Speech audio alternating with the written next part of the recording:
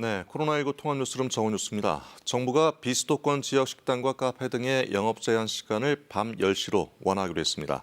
하지만 수도권 지역은 감염 확산세가 우려됨에 따라 현행대로 밤 9시 영업 제한을 유지하기로 했습니다. 송명훈 기자의 보도입니다. 정부가 사회적 거리두기 장기화에 따른 민생 경제의 어려움을 고려해 영업 제한 조치를 일부 완화했습니다. 정부는 비수도권 다중이용시설의 영업 제한 시간을 밤 9시에서 10시로 1시간 늦췄습니다. 완화된 조치는 모레부터 비수도권의 식당과 카페, 실내체육시설, 노래연습장 등에 적용됩니다. 다만 광주광역시는 환자 추이를 지켜본 뒤 영업시간 완화 조치 적용 여부를 별도로 결정하기로 했습니다. 수도권의 영업 제한 시간은 그대로 유지됩니다. 전체 확진자의 70%가 집중된 수도권은 집단 감염 확산의 우려가 남아있다는 게 방역 당국의 판단입니다. 비수도권의 확진자는 하루 평균 100명 이하로 내려갔지만 수도권은 3주째 200명 중반대를 유지하고 있습니다. 정부는 다중이용시설 운영자와 이용자의 자율과 책임을 강조하면서도 방역 수칙 위반에 대해서는 단호히 대응하겠다고 밝혔습니다. 자칫 방역조치 완화가 코로나19 재확산의 단초가 되어서는 안 되겠습니다. 정부는 원 스트라이크 아웃제를 통해 성실히 방역수칙을 지키는 시설과 그렇지 못한 곳을 엄격히 분리하여 관리하겠습니다. 5인 이상 사적 모임 금지는 수도권, 비수도권의 구분 없이 설 연휴까지 유지됩니다. 또 유흥주점 헌팅포차 등 유흥시설 6종의 집합금지도 유지됩니다. KBS 뉴스 송명훈입니다. 네, 오늘 코로나19 신규 확진자는 393명으로 이틀째 300명대를 기록했습니다. 수도권을 중심으로 일상 속 감염이 이어짐에 따라 앞서 전한 내용처럼 수도권을 제외한 지역만 일부 규제가 완화됐는데요. 재난방송센터 연결해서 관련 내용 자세히 알아보겠습니다. 신방실 기자, 먼저 오전에 발표된 확진자 현황부터 정리해 주시죠.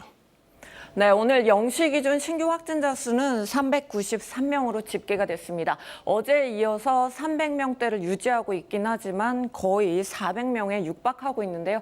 사망자도 5명이 늘었습니다. 국내에서 발생한 확진자 분포를 지역별로 자세히 보겠습니다.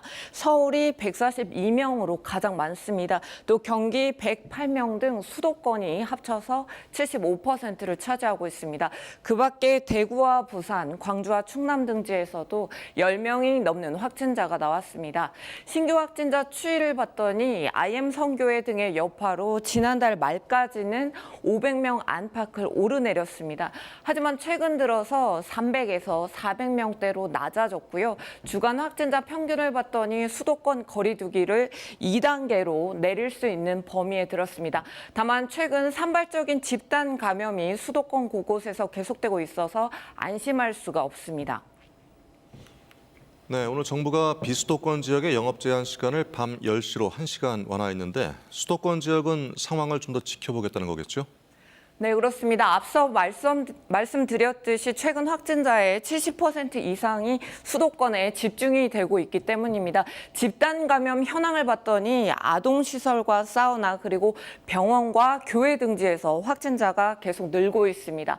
IM 성교회 관련 전파가 좀 주춤해지나 했더니 일상생활 속에서 새로운 집단 감염이 다시 이어지고 있는 겁니다.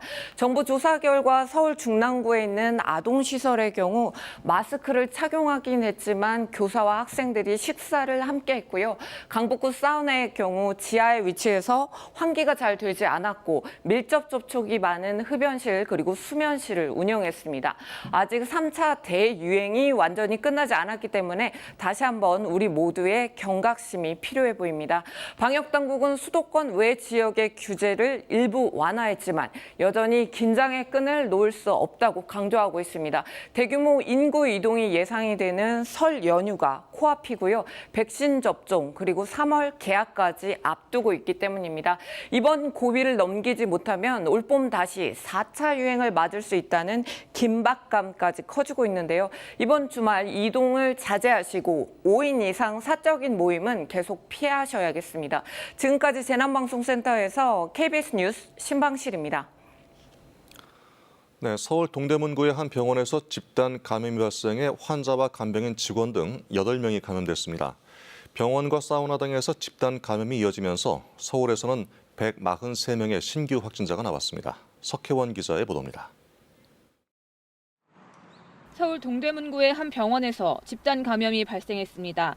지난 3일 환자 중 1명이 처음 확진된 뒤 다른 환자와 간병인, 병원 직원 등으로 전파돼 지금까지 8명이 감염됐습니다. 해당 병원은 확진자가 나온 10층과 8층 병동을 동일 집단 격리했고 확진자 이용이 확인된 물리치료실을 폐쇄했습니다.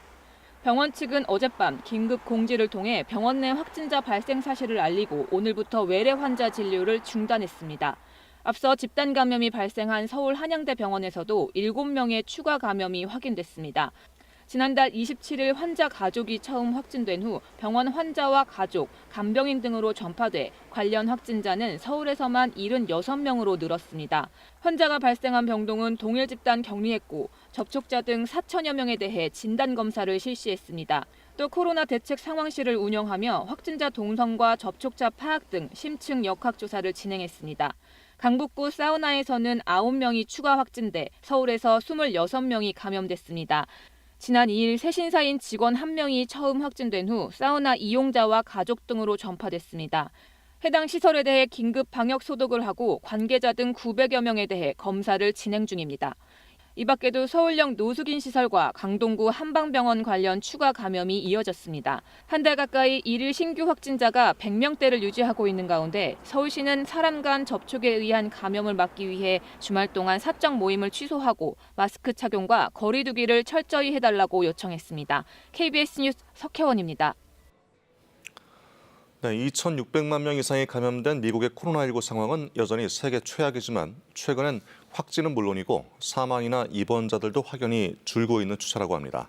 하지만 현지 시간 일요일에는 미국인들이 워낙 좋아하는 미식축구 슈퍼볼이 있을 예정이어서 확산에 대한 우려가 다시 커지고 있습니다. 김기현 특파원의 보도입니다.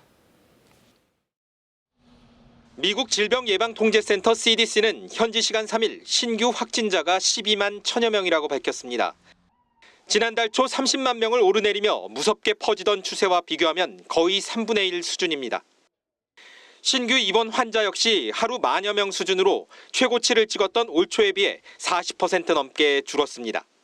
CDC는 이런 추세가 계속될 경우 현재 하루 3,000명 수준인 7주 평균 사망자 숫자도 6.7%가량 감소할 것으로 전망했습니다. 여전히 세계 최악의 수준이지만 마스크 의무 착용 확대와 전달 체계 정비 등 바이든 정부 정책 변화가 각종 수치 감소에 영향을 끼쳤다는 게 미 보건당국의 설명입니다. The decline in COVID-19 hospitalization growth rates when statewide mask mandates are in place. 이런 가운데 현지 시간 7일 미식축구 챔피언 결정전인 슈퍼볼이 개최됨에 따라 추가 확산 우려가 커지고 있습니다.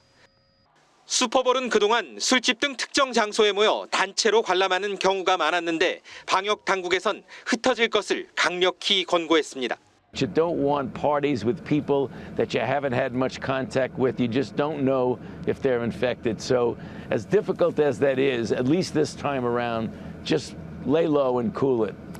한편 백악관은 코로나19 백신 접종 속도를 높이기 위해 1,000여 명의 군을 투입해 대규모 접종센터 구축을 지원한다고 밝혔습니다. 현재 미국 전역에는 모두 5,700만 회분이 넘는 백신이 보급됐지만 실제 접종 실적은 절반 이하에 머무르고 있는데 이 같은 병목 현상을 해소하기 위한 긴급 처방으로 풀이됩니다.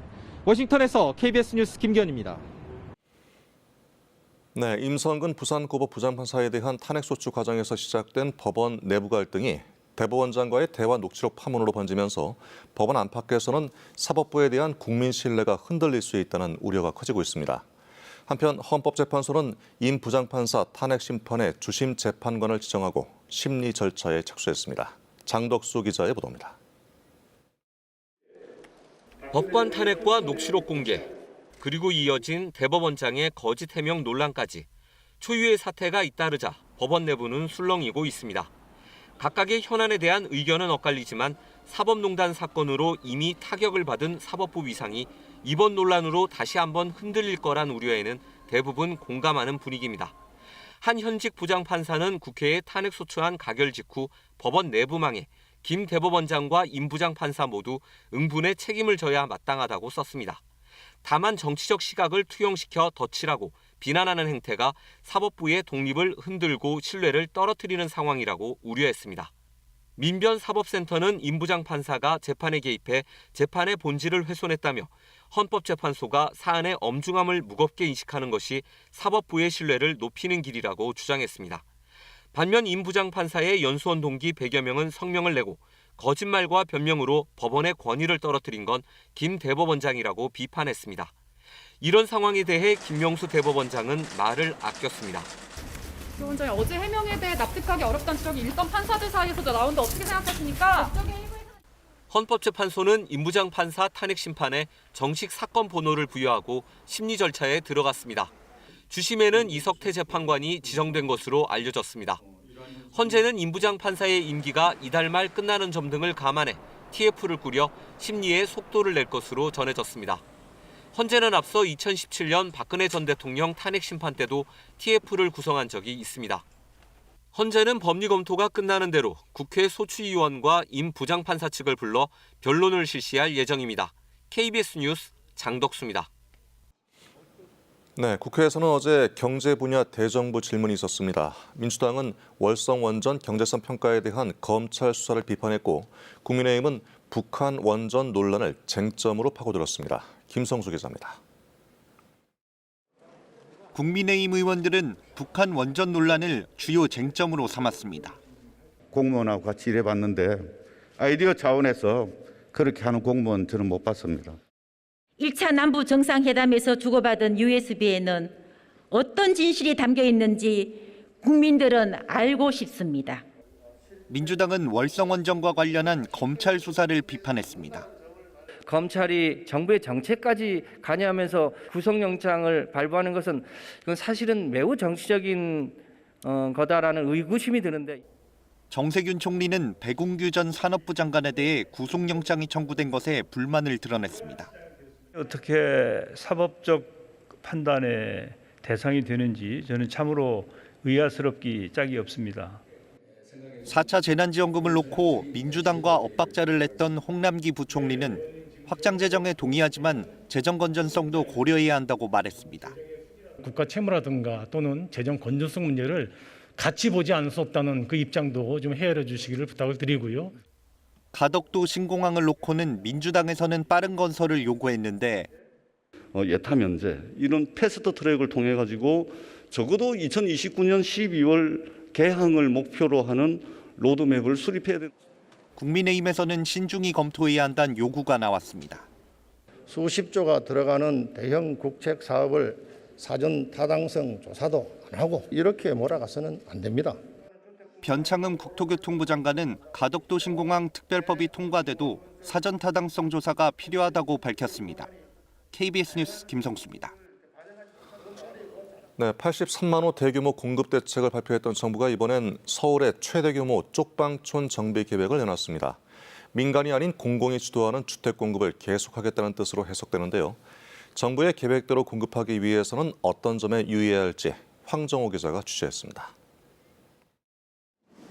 좁은 골목에 다닥다닥 붙어있는 낡은 집들.